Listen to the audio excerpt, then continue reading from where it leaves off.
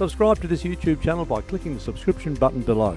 For future webinars and online short courses, please visit our website at australianwaterschool.com.au. Welcome to today's weekly webinar put on by the Australian Water School, care of iSwarm. Today we're talking about using cloud-based flood property risk information. And we're so grateful Brian Jackson is joining us. There is everybody from all over the world. We're so glad you could join us, and quite a large number for this topic. We've got a dozen or more free webinars still coming up this year. We run them almost weekly on a Wednesday. I won't go through each one. There's also some online courses there you'll see for surface water modelers particularly, one there on unconventional gas, and last season face-to-face courses. You can see all those on our website. Right, today, Brian, we're so glad you can join us. Senior Principal Engineer, Water Technology. Brian holds many degrees in hydrology. Brian's an adaptive water resources manager and hydrologist with 20 years experience, acting CEO and specialist manager at the first catchment management agency in South Africa, the forefront of implementing internationally respected Water Act of South Africa. Oversaw the development of the catchment management strategy in South Africa. And that last bit there, Brian currently works at Water Technology, responsible for the HydroNet platform in Australia and New Zealand. The HydroNet water control room set up by Brian won the Dutch Partners for Water Award for the best project in the last 5 years. So that's pretty notable. I'm going to hand right over to you, Brian. Thank you for joining as well. Certainly, this is something that we're very excited about, and we think it's pretty interesting topic. I'm very happy to share it with everybody. So we're going to be talking today about the property flood information and reporting portal that has been done for the Shepparton Shire City and also the Goulburn Broken Catchment Management Authority. So I'll just explain a little bit about who they are, and the who, the why, the where, the what, and maybe at the end, the what now, if we have time. So the who, Shepparton City and Goulburn Broken Catchment Management Authority. So this is in Victoria, in Australia, and in Victoria there are catchment management authorities who have certain responsibilities for natural resource management and riverine management, and obviously city councils like everywhere else. So it's a little bit more complex than other states within Australia, because most other states don't have catchment management authorities. Whether it's like this or whether it's otherwise, there are certainly certain organizations that are responsible for obtaining flood information and actually making that flood information available. So that brings us to the why. So in Victoria, especially the floods in 2011 brought up a lot of new legislation and new flood management strategies and such, and those required a lot of flood studies to be done, because they realized there was not a lot of flood information available, and not nearly as much as there should be. And that sharing of that flood information, that flood intelligence risk information, is very, very important. So on the back of that, a lot of flood studies have been done in intervening years, and the data is now there. In many cases, still being worked on, but it's not necessarily very readily accessible. It wasn't accessible both to organization people themselves as well as the public. So whenever the public required information about their property for various reasons, like flood insurance, questions on their property, or a development application on a particular property, or just land use planning, general flood risk awareness, building control permits, and emergency planning, and a number of other activities, they would have to ask the council or the catchment management authority for information on that. Now, in Victoria, generally the council, let's say if we use a development application, they'd submit the development application to the council. The council would then forward that to the CMA to provide information on the flood risk and flood information for that particular property. They would then have to do that, send it back to the council, who would then send it back to the applicant. It's a very manual process. It's always repetitive, the same information, time consuming and very resource heavy to provide. As a result, it was also a pain for the public, because it took a long time to get the answer back. And what has often happened is that, especially on development applications, these developers have only applied for the permits and to councils at the end of their design period. And then they get the information from the CMA on the flooding, and then they realize that maybe their design was at the wrong level and they have to redo it again. If it was much more easily available, then the information can be provided at the beginning. Although it's not official information, it's the same information that official approvals will be done on, and a better development could be done. They would most likely go through the approval process later on much quicker. So as well, councils also need to improve community flood resilience. Now, that's something that I've had a lot of experience with in my history with catchment management strategies in South Africa.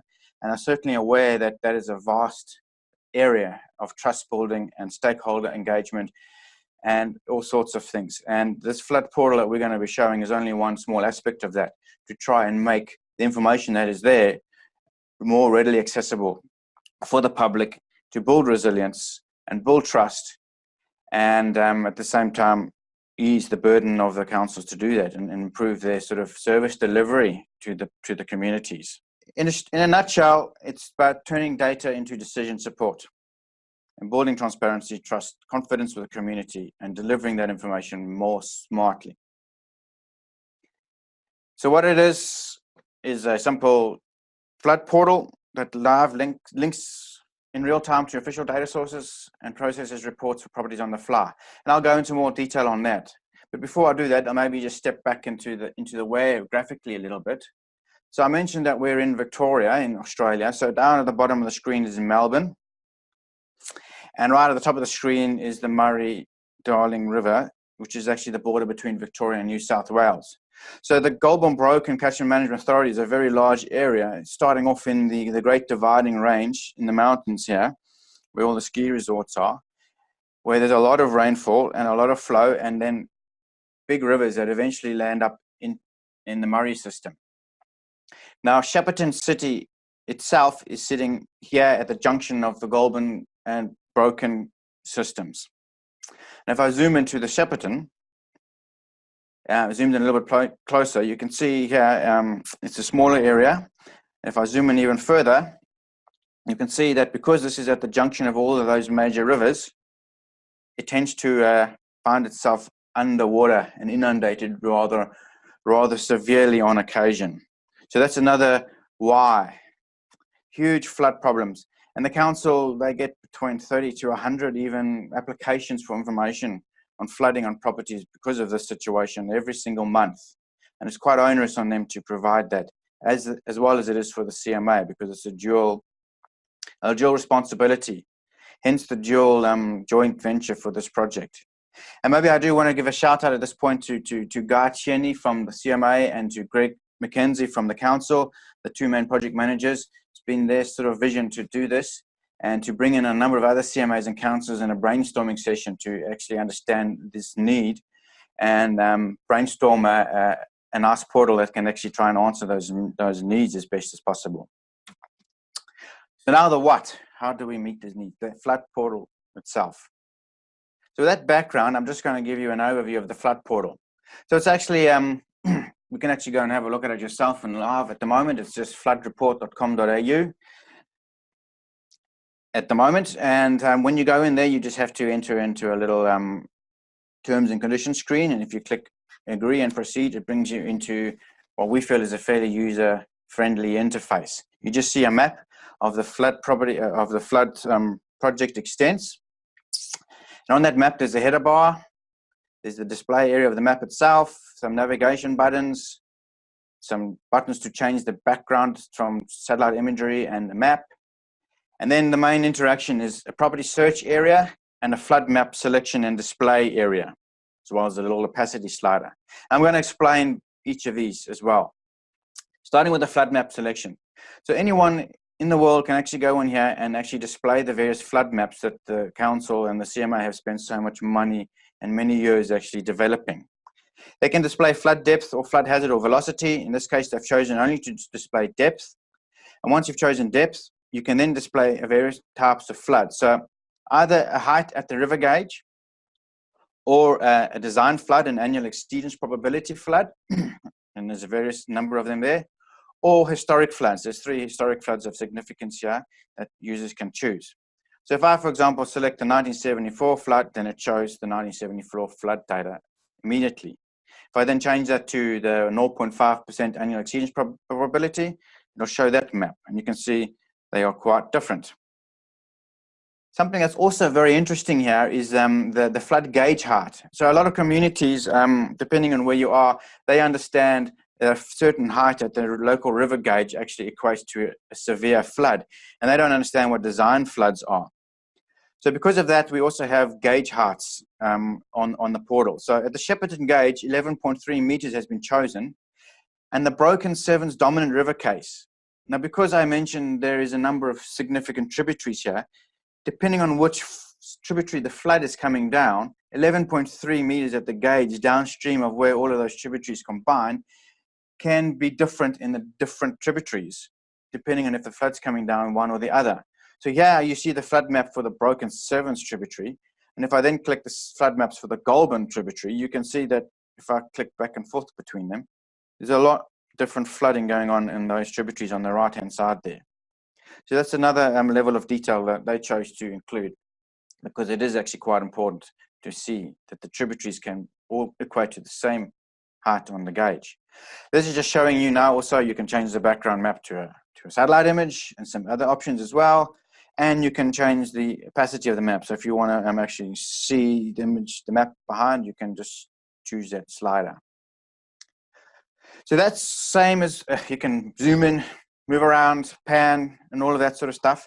And then you can actually now get into the real bones of this website, which is not just looking at flood maps, but actually getting information for your specific property.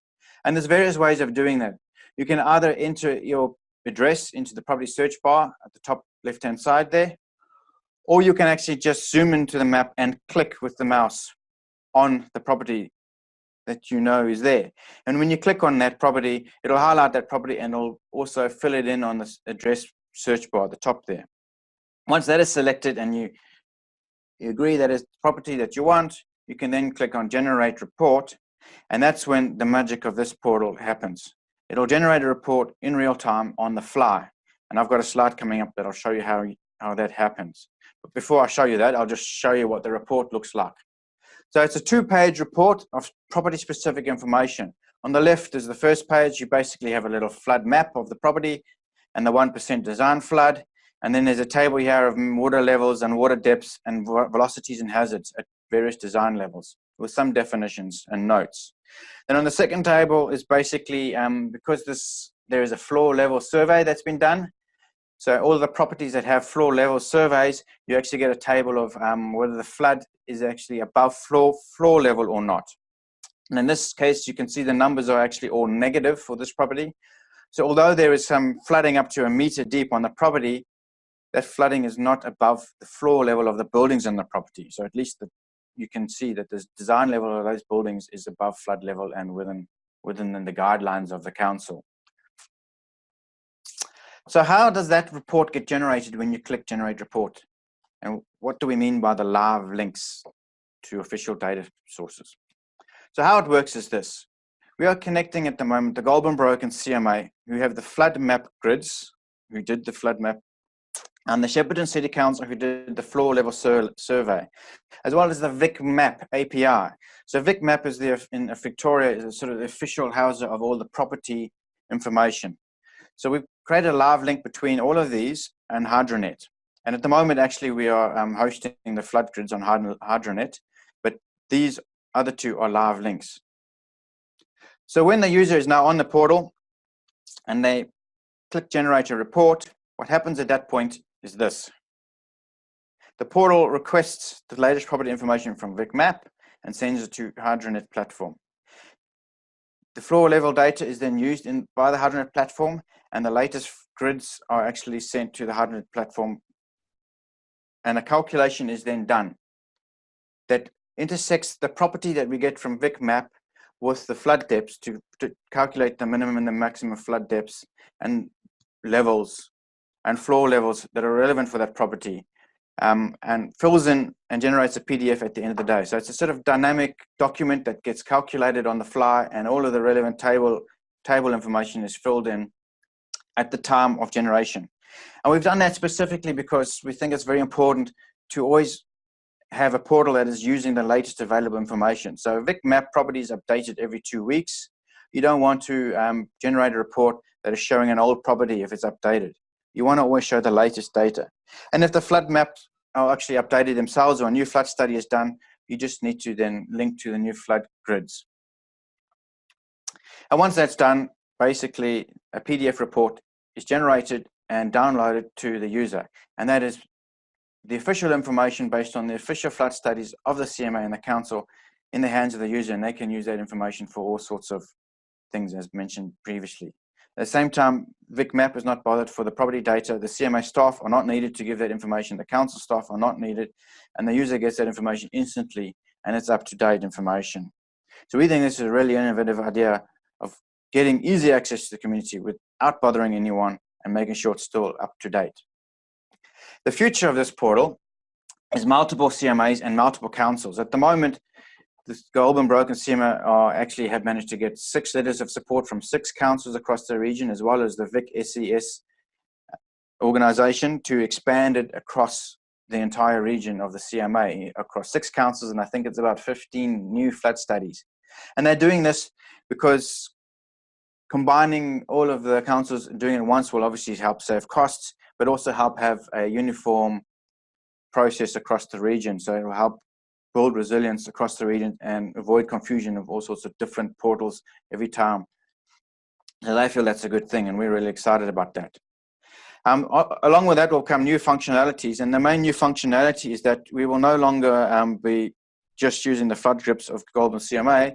One day, when the Victorian Flood Database is actually web-enabled, which we believe is being worked on at the moment, the portal will then create a live link to the Victorian Flood Database and actually generate the floods using the databases for the floods on that portal.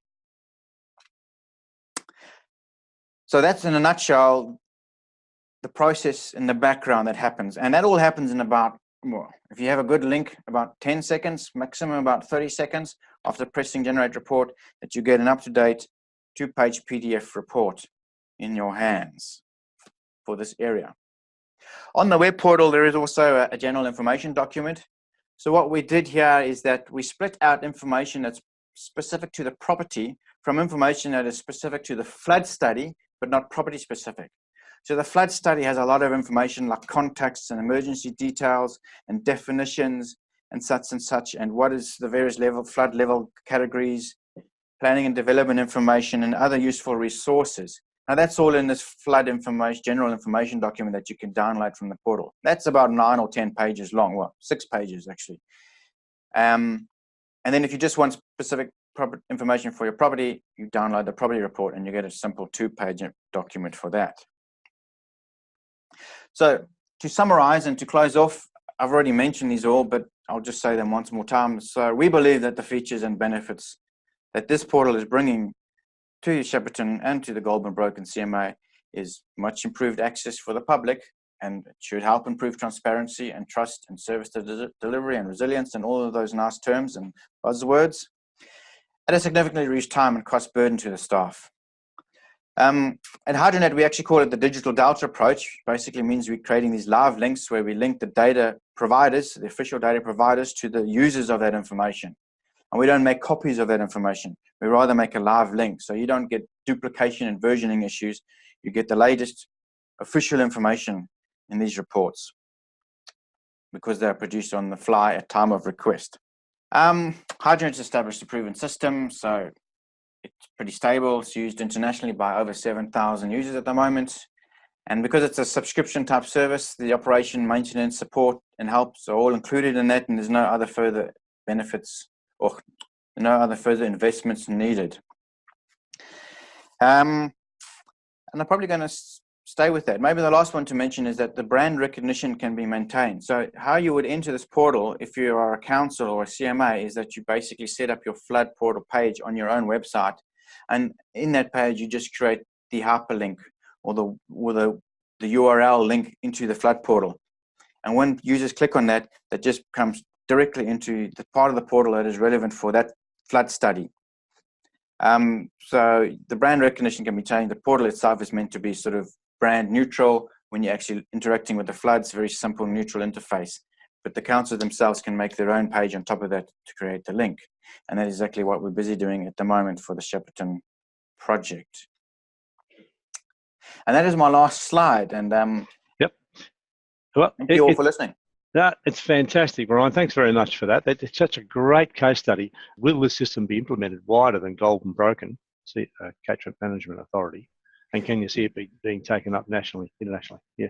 Well, absolutely, we can see that, and designed specifically as a SaaS solution for that reason, to be scalable to anywhere in the world. All you need to do to subscribe is the functionality is already developed, is provide your relevant flood depth grids and floor level survey data, and it can be set up pretty quickly and simply and cheaply. Yeah, yep. Well, actually, Thonglith in Laos, he's in consulting company in Vientiane in Laos, has said, I wonder if we can make use of this portal elsewhere instantly out of Australia. I'm thinking if we can use this in Laos where the floods occur every year. Well, yes, I'd imagine you can. The functionality is all there. It doesn't matter where you are in the world. You just got to provide the data. It's the data. The only thing is you need to be a HydroNet subscriber, and HydroNet is not currently, I think, present in Laos. Right. Not that that's not an issue, but that might just cause a delay, because before HydroNet goes into a new country, they have to do all the thinking about whether that's a good thing or not. Yeah, but that would be the only issue. If HydroNet's there, you would be easy to subscribe. It doesn't matter where you are in the world. So HydroNet has been developed. It's a platform you've developed here. No, it's an international platform. It's from the Netherlands originally. It's currently used in about 12 countries around the world. So it's a company, like it's a company that runs this software. It's called Hydrologic. Yep, gotcha. Right. Yeah. So WaterTech is the local agency for HydroNet in Australia. Yeah. And you're with WaterTech, and you. Yeah, gotcha. Yeah. Right. And we use the HydroNet engine to do that real-time Well, who would know more? Report generation. Sure. Yeah, real-time. Yep, generation. Who would know more than the Dutch about flooding from the North Sea and from the rivers? They would be 60% of the country is under sea level. How much? Oh, almost 60% is below sea level. Right. Yeah. I understand. Schiphol was half a Schiphol is below water if it 6 meters below sea level. Is that right? 6 meters. Well, look, we're running on, but there's a ton of questions just pouring in here. So let's get cracking. If you want to open your Q&A screen, Brian, you might better just Simon Cruikshank from WA. Hi, Simon. Thanks for your question. We've touched base a few times and other things over the years, but here's Simon's question. It's a great planning tool, Brian, but what are the plans to expand it into a flood operational tool, linking to near real-time hydrographic data?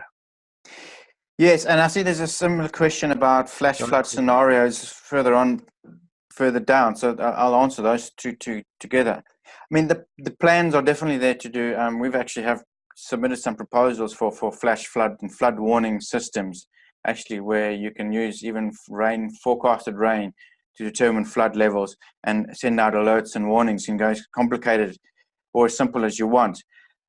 So yeah, it is certainly already possible to expand this into a flash flood scenario and warning systems. We wouldn't necessarily use exactly the same portal. HydroNet's got is a modular system, so it's got a number of modules, and we would pretty much use a few other modules and add them on. But pretty easy to do. Yep.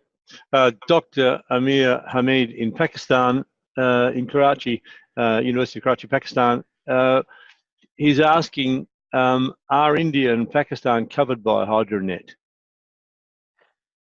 No, not yet.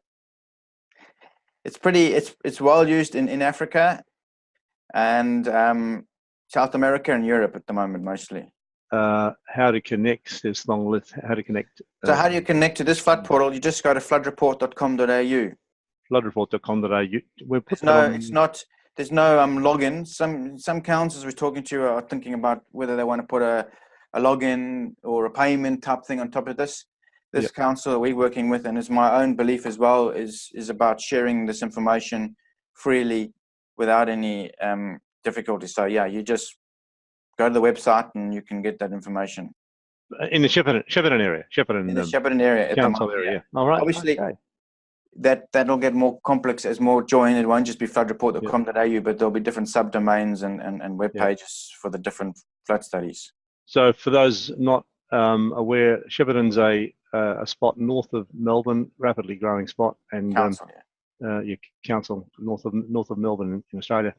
That's great. So another question: what's the unique feature from Milit Shah? What's the unique feature of HydroNet as compared to other GIS software such as ArcGIS?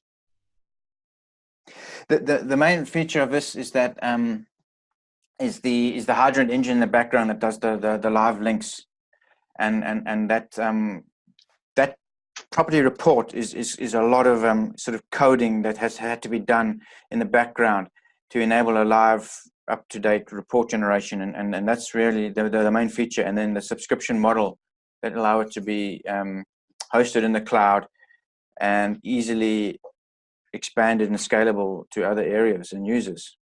And it sounds simple, but it is a big differentiation between the standard GIS software. It's not just showing maps. It's actually got live functionality, and most of the development was in that generation of that report. Right. Daniel has from FM Global, senior engineer specialist with FM Global in Melbourne, has asked.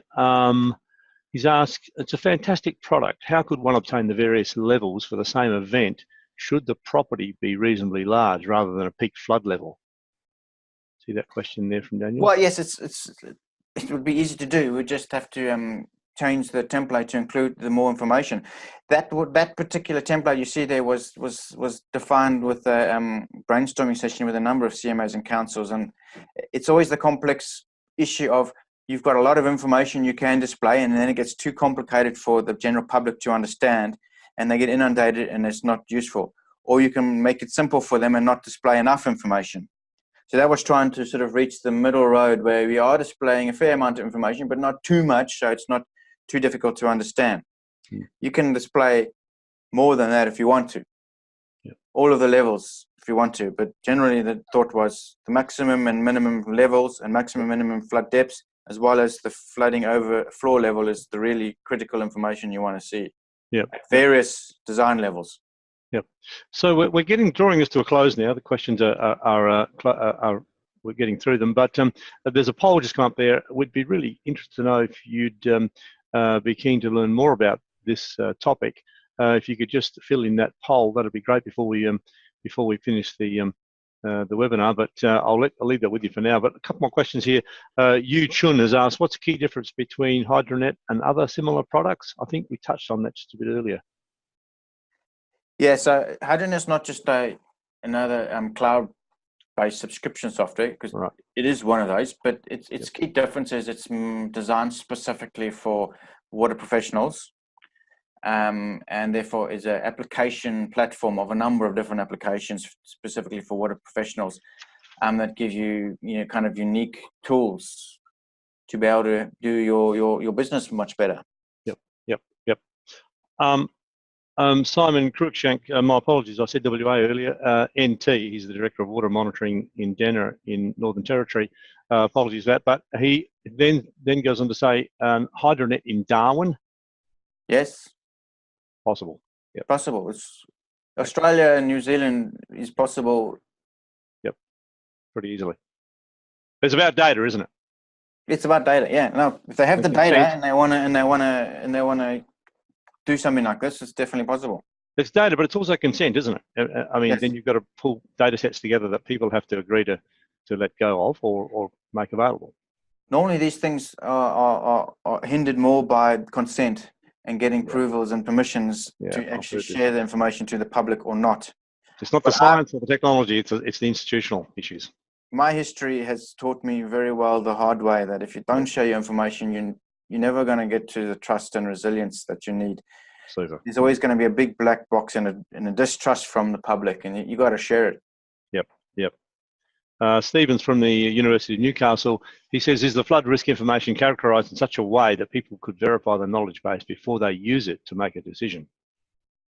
That's a good question. It does. Well, I think I can answer that properly. I'm not sure exactly what they mean by that, but if I understand it correctly, it does indicate the specific flood study that the data came from, and the date of that flood study, and the floor level study that it came from. So it's referencing the information that is being used to generate that report, and also giving you a link to actually get an official flood advice or information from the council or CMA if you want to get official council approval for development or something. So I don't know if that is answering it or not, but it does reference the information that is being used. No, thanks for your question. But it also has the disclaimers on it saying this information is provided for your use at the moment. It's not an official flood advice. It's to help with the first step of processing, so you can have information using the same data sets that would be used in an official advice. Another piece of information, but fairly substantial piece to guide your decision making. Yeah. So Yu Chun has asked, maybe we'll make this a last question, is hydrogen able to work on flash flood scenario? I think we got that earlier on, did we? We did, yeah. We did, yeah, that's good. It is. Well, let's call it a day there, shall we? It's been fantastic, Brian. A case study like that is easier to understand, but very fulsome to put together. And you can see there's a large number of people who would like to take this a little bit further. Nearly 80% of our attendees today would love to take this further. So we'll be back in touch again, everyone. Thank you for doing that poll, letting us know the level of interest. But mostly, thanks for attending, and thanks for your questions. They show a lot of in-depth thinking here. And I see Joel, my colleague, has put up a floodreport.com.au connection there. And higher up in the chat, you'll see other connections that Joel kindly has put up there. A presenter's profile, a few other things there. YouTube to webinars. Yes, thanks for participating in this webinar, but we've got a feedback form coming up, as I said, and the send out recording, and there's all the webinars coming up, online courses. You can go on Twitter at ice_warm_ and hear all that IceWarm is doing, but do by all means go online and see what webinars are coming up. That's great. I think we're done. Brian, great. It's been such a pleasure working with you once again, and we'll come back again and look at more of what HydroNet's doing in water tech next year, hopefully in that other topic. What was the topic for we were thinking of doing next time? Radar rainfall data. Yeah, that's right. Yeah, that's becoming highly critical for hydrographers, hydrologists, hydrogeologists globally. Yep. No, we'll look forward to doing that next year in 2019. So once again, thanks very much, Brian, for all the work on this, and thanks everyone for attending. Bye for now. Cheerio. Subscribe to this YouTube channel by clicking the subscription button. For future webinars and online short courses, please visit our website at australianwaterschool.com.au.